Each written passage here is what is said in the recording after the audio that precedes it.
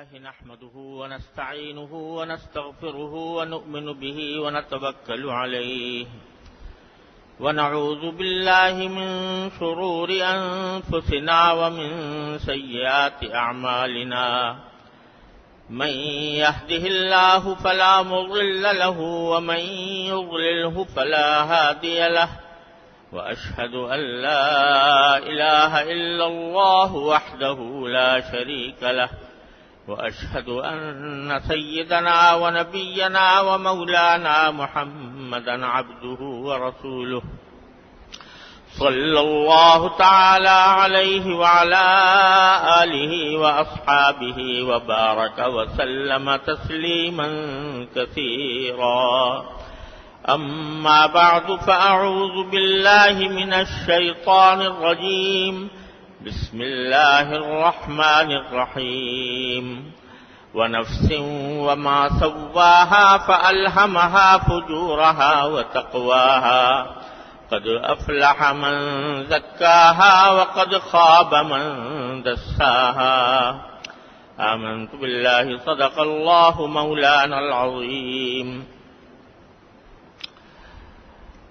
یہ سورہ والشمس کی آیتیں ہیں جو میں نے ابھی آپ کے سامنے تلاوت کی. پچھلے جمعہ میں اس کی تفسیر شروع کی تھی اور یہ عرض کیا تھا کہ اس سورت کی ابتدائی آیتوں میں اللہ تبارک و تعالی نے کچھ قسمیں کھائی ہیں اور انہی قسموں میں سے ایک قسم یہ ہے کہ وَنَفْسٍ وَمَا سَوَّاهَا، کہ قسم ہے انسانی جان کی، وَمَا سَوَّاهَا، اور اس ذات کی جس نے اس کو ٹھیک ٹھیک بنایا. اور یہ قسم کھا کر اللہ تبارک و تعالی نے فرمایا کہ قد افلح من زکاہا، جس کسی شخص نے اپنی جان کو پاک صاف رکھا وہ کامیاب ہو گیا. وقد خواب من دساہا، اور جس نے اپنی جان کو گناہوں کی دلدل میں دھسا دیا وہ نامراد ہوا. ان آیتوں میں اللہ تبارک و تعالی نے پہلے تو ہم جیسے غافل انسانوں کو متوجہ فرمایا ہے کہ خدا کے لیے کبھی کبھی اپنے وجود کی تخلیق کے انداز پر غور کر لیا کرو. کس طرح اللہ تعالی نے تمہاری تخلیق کی ہے. تمہارے سر سے لے کر پاؤں تک، سر کے بالوں سے لے کر پاؤں کے ناخن تک ایک ایک چیز ایسی ہے جو اللہ تبارک و تعالی نے انتہائی حکمت کے ساتھ بنائی ہے. ایسی حکمت کے ساتھ کہ آج ہزارہا سال گزر گئے انسان کو اپنے وجود کی تحقیق کرنے میں کہ کون سا عضو کیا کام کر رہا ہے اور کس طرح کر رہا ہے. آج بھی سائنس اپنی ہزار ترقیات کے باوجود پورے وجود کے تمام اعضاء کی کیفیات کا احاطہ نہیں کر سکی. جسم کے کتنے حصے ایسے ہیں جن کے بارے میں آج بھی سائنس یہ کہتی ہے کہ ہمیں نہیں معلوم کہ ان کا فنکشن کیا ہے، ان کا عمل کیا ہے. اور اسی وجہ سے بعض حصے ایسے ہیں جہاں پر ڈاکٹر اور سرجن آپریشن نہیں کرتے اس لیے کہ پتہ نہیں کہ ان کو چھیڑنے سے انسانی بدن کے کس جز کے اندر خلل واقع ہو جائے گا. تو ساری مدت ہزارہ سال کی گزر گئی ہے، اس کو غور کرنے پر پھر بھی اس کے تمام حکمتوں کا احاطہ انسان نہیں کر سکا. لیکن سامنے کی بات جو ہر آدمی کے دیکھنے کی ہے، کس طرح اللہ تبارک و تعالی نے مجھے آنکھیں دی ہیں، کس طرح اللہ تبارک و تعالی نے مجھے کان دیے ہیں، کس طرح مجھے اللہ تعالی نے میری زبان کو بولنے کی طاقت عطا فرمائی ہے. یہ گوشت کا ایک لوتھڑا ہے لیکن اللہ تبارک و تعالی نے اس کے اندر بولنے کی صلاحیت اس طرح عطا فرما دی ہے کہ اس کا دماغ کے ساتھ ایک کنیکشن اس طرح کا قائم ہے کہ ادھر دل میں ذہن میں ایک خیال آتا ہے اور وہ فوراً زبان کی طرف ٹرانسمٹ کر دیتا ہے اور وہ زبان اس کو بول کر دوسرے تک پہنچا دیتی ہے۔ اللہ تبارک و تعالیٰ کی تخلیق پر غور تو فرمایا کہ جس نے اس کو ٹھیک ٹھیک بنایا، یعنی حکمتوں کے عین مطابق بنایا، کس طرح تمہارا دماغ کام کر رہا ہے، کس طرح تمہارا دل کام کر رہا ہے، کس طرح تمہارے اس چھوٹے سے علاقے میں کیا کیا سرکاری مشینریاں لگی ہوئی ہیں۔ تم ذرا سا بھوک مٹانے کے لیے، اپنا ذائقہ درست کرنے کے لیے کوئی چیز کھا لیتے ہو، تمہیں پتہ نہیں ہوتا کہ یہ جا کر اندر کیا کام کرے گی، لیکن اللہ تعالیٰ کی بنائی ہوئی مشینیں ہیں جو اپنا کام کر رہی ہیں۔ معدہ اس کو ہضم کر رہا ہے، جگر اس سے خون بنا رہا ہے، گردہ اس میں سے فضلے کو نکال کر غیر ضروری پانی باہر پھینک رہا ہے، آنکھیں اپنا کام کر کے فضلے کو باہر پھینک رہی ہیں۔ تمہارے بس میں تھا کہ تم یہ کام کر لیتے۔ اگر کسی کا ذرا سا نظام میں خلل واقع ہو جاتا ہے تو دیکھو ہسپتال میں جا کر کے اس کا کیا حشر بنتا ہے، کتنی نلکیاں اس کو لگائی جاتی ہیں، کتنے آلات اس کے اوپر لگے ہوتے ہیں، اور پھر بھی وہ کام نہیں ہو پاتا جو اللہ تبارک و تعالیٰ نے بے مانگے اور مفت ہمیں عطا فرما رکھا ہے۔ تو اللہ تبارک و تعالیٰ نے پہلے تو توجہ دلائی کہ دیکھو اس ذات کو دیکھو جس نے اس وجود کو پیدا کیا اور اس کو ٹھیک ٹھیک بنایا۔ ٹھیک ٹھیک بنانے کے معنی یہ کہ اس کا ہر عضو اور ہر جز اللہ تعالیٰ کی حکمت بالغہ اور قدرت کاملہ پر دلالت کرتا ہے۔ پھر اللہ تعالیٰ فرماتے ہیں کہ یہ عجیب و غریب وجود ہم نے بنا دیا۔ اگر دیکھا جائے تو اس پوری کائنات میں انسان سے زیادہ عجیب مخلوق کوئی اور نہیں ہے۔ جتنے عجائب اس کے اندر پائے جاتے ہیں کسی اور مخلوق میں نہیں پائے جاتے ہیں۔ یہ وجود ہم نے ٹھیک ٹھیک بنا دیا۔ پھر فرمایا کہ فَأَلْهَمَهَا فُجُورَهَا وَتَقْوَاهَا، اس کے دل میں ڈال دیے گناہ کے تقاضے بھی اور تقوی کے تقاضے بھی، یعنی اللہ تبارک و تعالیٰ سے ڈر کر گناہ سے بچنے کے تقاضے بھی۔ انسان کو دونوں قسم کی صلاحیتیں عطا فرما دی۔ تم گناہ بھی کر سکتے ہو اور تم گناہوں سے بچنا چاہو تو بچ بھی سکتے ہو، اللہ تعالیٰ کی اطاعت میں بھی زندگی گزار سکتے ہو۔ یہی تمہارا امتحان ہے کہ یہ خوبصورت کارخانہ وجود جو ہم نے تمہیں عطا کیا ہے اس کو تم ٹھیک استعمال کرتے ہو اللہ تعالیٰ کی رضا کے مطابق، اللہ تعالیٰ کے احکام کے مطابق، یا اس کو غلط استعمال کر کے تم اس وجود کو دھسا دیتے ہو گناہوں کی دلدل میں، معصیتوں کی دلدل میں، کفر اور شرک کی دلدل میں۔ یہی تمہارا امتحان ہے۔ تو اللہ تعالیٰ نے جو عضو ہمیں عطا کیا ہے اگر دیکھو تو اس کے اندر، ہر عضو کے اندر یہ صلاحیت ہے کہ اگر چاہے تو اس کو اللہ کی نافرمانی میں استعمال کرے، اور اگر انسان چاہے تو اس کو اللہ تعالیٰ کی فرما برداری میں استعمال کرے۔ دیکھو یہ آنکھ ہے، یہ آنکھ ہے، اگر کوئی بندہ اس کو صحیح استعمال کرے، تقوی کے ساتھ استعمال کرے، تو اس کا اجر و ثواب دیکھو۔ حدیث میں آتا ہے کہ نبی کریم سرور دو عالم صلی اللہ علیہ وسلم نے ارشاد فرمایا کہ جو شخص اپنے والدین پر محبت کی نگاہ ڈالتا ہے، محبت سے اپنے والدین کو دیکھتا ہے، تو اس کو ایک حج اور ایک عمرے کا ثواب ملتا ہے۔ یہی نگاہ ہے، اس کو تم نے والدین کو محبت سے دیکھنے کے لیے استعمال کیا تو اللہ تبارک و تعالیٰ تمہیں حج اور عمرے کا ثواب دے رہے۔ یہ ہے کہ جس طرح تم نے اس کو پاکیزہ بنا کر استعمال کیا۔ حدیث میں آتا ہے کہ اگر ایک حدیث میں مروی ہے کہ رسول کریم صلی اللہ علیہ وسلم کا نے ارشاد فرمایا کہ شوہر باہر سے گھر آیا اور اس نے اپنی بیوی پر محبت کی نگاہ ڈالی، اور بیوی نے شوہر کے اوپر محبت کی نگاہ ڈالی، تو اللہ تعالیٰ دونوں کو رحمت کی نگاہ سے دیکھتے ہیں۔ یہ نگاہ کا صحیح استعمال ہوا اور اس استعمال کے نتیجے میں اللہ تعالیٰ کی رحمت کا انسان مورد بن گیا. یہی نگاہ ہے، اس کو تم قرآن کریم دیکھنے میں استعمال کرو تو قرآن کریم کو صرف دیکھنا بھی عبادت ہے. یہی نگاہ ہے، اس کو کعبہ شریف کے دیکھنے میں استعمال کرو، یہ صرف دیکھ لینا بھی، کعبے کو دیکھ لینا بھی عبادت ہے. یہی نگاہ ہے کہ تم آسمانوں اور زمین اور چاند اور سورج اور اللہ تعالیٰ کے بنائے ہوئے گل و گلزار کا اس سے مشاہدہ کرو، اس سے اپنی طبیعت کو بھی خوش کرو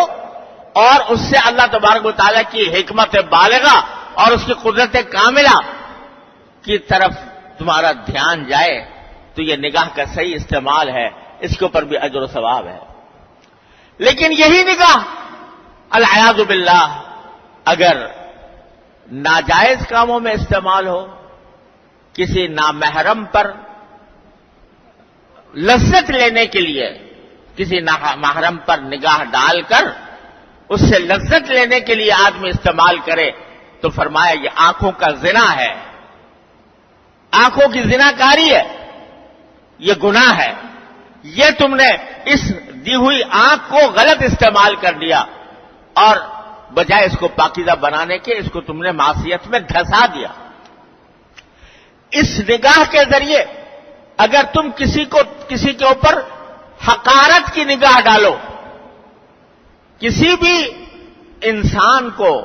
تم حقارت کی نگاہ سے دیکھو تو یہ نگاہ کا غلط استعمال ہے، اس کے اوپر گناہ ہے، اللہ تعالیٰ کی طرف سے پکڑ ہوگی. اس طرح تم نے نگاہ کو غلط استعمال کر کے معصیت کی دلدل میں دھسا دیا. اور اسی طرح اللہ تعالیٰ نے زبان عطا فرمائی ہے. یہی زبان اگر تم استعمال کرتے ہو اللہ تعالیٰ کے ذکر میں تو اتنا عظیم ثواب کہ حدیث میں آتا ہے کہ سبحان اللہ کا کلمہ بندہ بولے، زبان سے نکالے تو اس سے اس کا میزان عمل کا پلہ بھر جاتا ہے. الحمدللہ کہنے سے، سبحان اللہ کہہ دینے سے،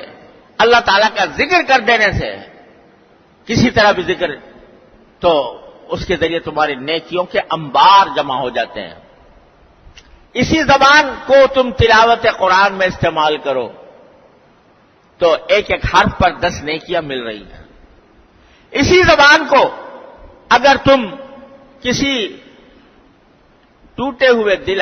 جس کا دل ٹوٹا ہوا ہو، اس کی تسلی کے لیے استعمال کر لو، اس کو تسلی دینے کے لیے، دلاسا دینے کے لیے استعمال کرو تو تمہارے لیے جنت کے محلات تیار ہو رہے ہیں. حدیث میں فرمایا نبی کریم صلی اللہ علیہ وسلم نے کہ کسی عورت کا اگر بچہ گم ہو گیا ہو اور کوئی جا کر اس کو تسلی کے الفاظ اس سے کہے، تسلی دے اس کو، تو کسی یا بردن فی الجنہ، اس کے اس عمل کی وجہ سے جنت میں اس کو بہترین چادروں کا تحفہ دیا جائے گا اللہ تعالی کی طرف سے. تو کسی غمزدہ کے غم کو دور کر دینا، کسی مصیبت رسیدہ انسان کو تسلی دے دینا، یہ زبان کا صحیح استعمال ہے. اسی زبان کو اگر تم استعمال کرو، دو مسلمانوں کے درمیان تنازع ہے، لڑائی جھگڑا ہے، اس زبان کو تم استعمال کر رہے ہو ان کے درمیان مصالحت کرانے کے لیے، ان کے جھگڑے کو ختم کرنے کے لیے، تو یہ زبان کا بہترین استعمال ہے. اللہ تبارک و تعالی اس کے اوپر تمہیں اجر و ثواب عطا فرماتے ہیں، جنت تمہارے لیے لکھی جاتی ہے. یہی زبان ہے جو تم اگر اس کو اس طرح استعمال کرو کہ جس سے دوسرے کا دل خوش ہو جائے، دوسرے کا دل خوش کرنے کے لیے، جائز طریقے پر دل خوش کرنے کے لیے استعمال کرو تو کسی بھی انسان کا دل خوش کر دینا بڑی عبادت ہے. غرض اس کو جائز کاموں میں اور اس کو ثواب کے کاموں میں استعمال کرنا، یہ ہے اس کو پاک رکھ. قد افلح من زکاہا، کہ اس تزکیے کے اندر یہ بات داخل ہے کہ تم نے اس کو صحیح استعمال کیا، سچ بولا اور حق بات کہی اور لوگوں کے دکھ درد میں تم نے ان کو تسلی دی وغیرہ، یہ سارا زبان کا صحیح استعمال ہے. لیکن یہی زبان اگر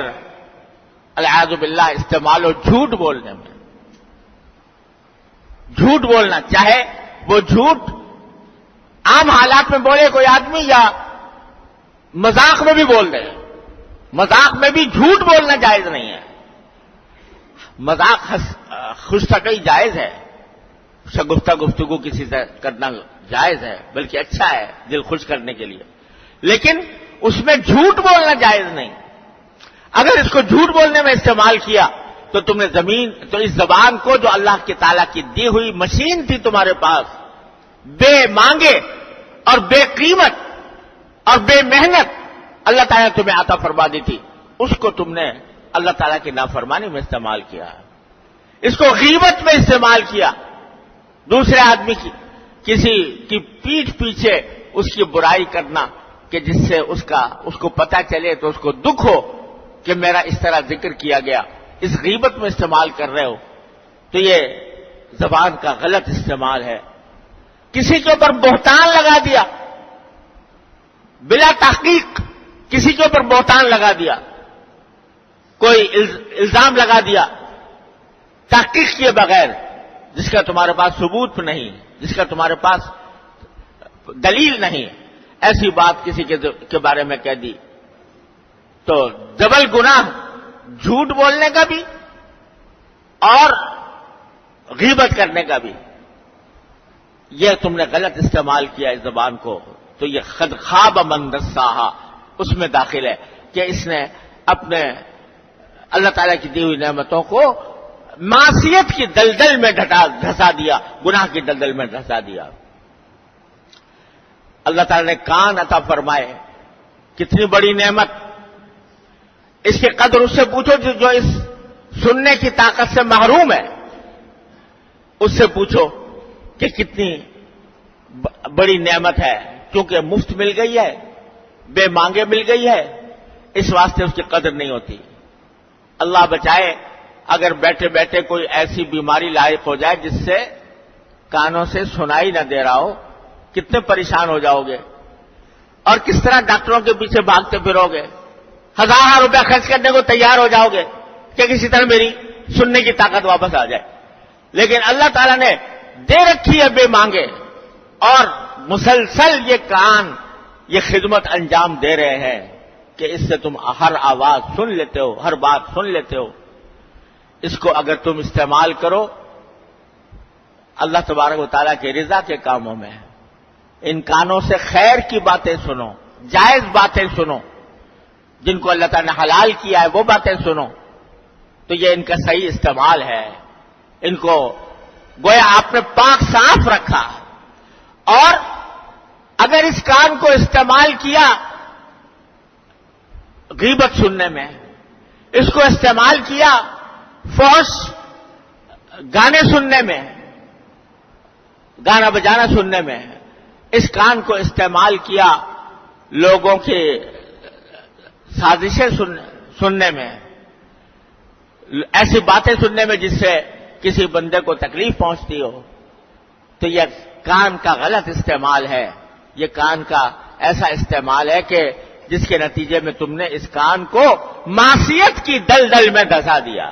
قد افلح من زکاہا وقد خاب من دساہا. جو اس کو پاک صاف رکھے گا وہ کامیاب ہوگا، جو اس کو دلدل میں دھسائے گا وہ ناکام ہوگا. اللہ تعالی نے ہاتھ پاؤں دیے ہیں، اللہ تعالیٰ کی کتنی بڑی نعمت ہے. ذرا ہاتھ کسی دن شل ہو جائے اور اٹھے نہیں، کتنے گھبرا جاؤ گے، کتنی اس بیماری کو دور کرنے کے لیے کیا کیا پاپڑ بیلو گے اور کتنا خرچ کرنے کو تیار ہو جاؤ گے. لیکن اللہ تعالیٰ نے دے رکھا ہے،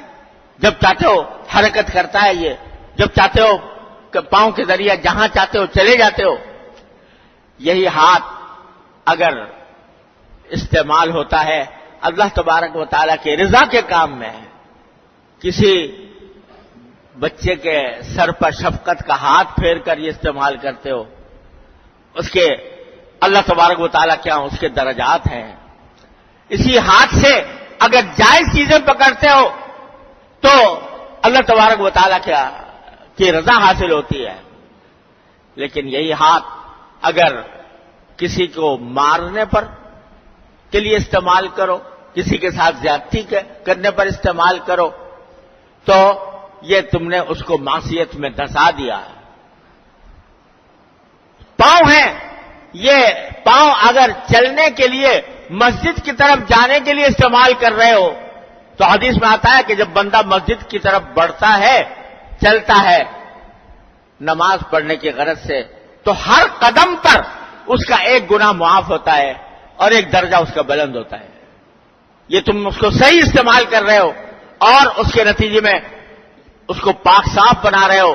اس کو اللہ تعالیٰ کے ہاں باعث اجر و ثواب بنا رہے ہو۔ یہی پاؤں اگر کسی جائز جگہ پر جانے کے لیے استعمال کرتے ہو تو اس کے اوپر بھی اللہ تبارک و تعالیٰ راضی ہوتے ہیں اور اس کے اوپر کوئی گناہ مرتب نہیں ہوتا۔ اپنے ملنے جلنے والوں کے پاس جاتے ہو، کسی اپنے دوست احباب کے پاس جاتے ہو، اس کا دل خوش کرنے کے لیے جاتے ہو، یہ سب اس کا صحیح استعمال ہے، اور صحیح استعمال کے نتیجے میں تم گویا اس کو پاکیزہ بنا رہے ہو۔ لیکن یہی پاؤں اگر کسی گناہ کی جگہ کی طرف جائیں، یہ کسی ناچ گانے کی محفل میں جائیں، یا کسی شراب خانے کی طرف جائیں العیاذ باللہ، تو یہ گناہ جو ہے یہ تم نے ان پاؤں کو غلط استعمال کر کے ان کو معصیت میں دھسا دیا۔ تو اللہ تبارک و تعالی انسان کی جان اور اس کے سارے نظام کا حوالہ دے کر یہ فرما رہے ہیں کہ ذرا غور کیا کرو کیا کیا نعمتیں تمہارے وجود کے اندر ہم نے تمہیں عطا فرمائی ہوئی ہے، ان کو تم صحیح استعمال کر رہے ہو یا غلط استعمال کر رہے ہو۔ قد افلح من زکاہا، جو ان کو پاک صاف رکھے گا وہ کامیاب ہوگا، اور جو قد خاب من دساہا، جو ان کو دلدل میں دھسائے گا، گناہ کی دلدل میں، وہ نامراد ہوگا۔ اللہ بچائے، اس کی سزا اس کو آخرت میں بھگتنی ہوگی، ایسی سزا جو انسان کے لیے قابل برداشت نہیں ہے۔ اللہ تعالیٰ اپنے رحمت سے، اپنے فضل و کرم سے ہم سب کو اس سے محفوظ رکھے اور اللہ تعالیٰ کی نعمتوں کو صحیح استعمال کرنے کی توفیق عطا فرمائے۔ وآخر دعوانا الحمدللہ رب العالمین۔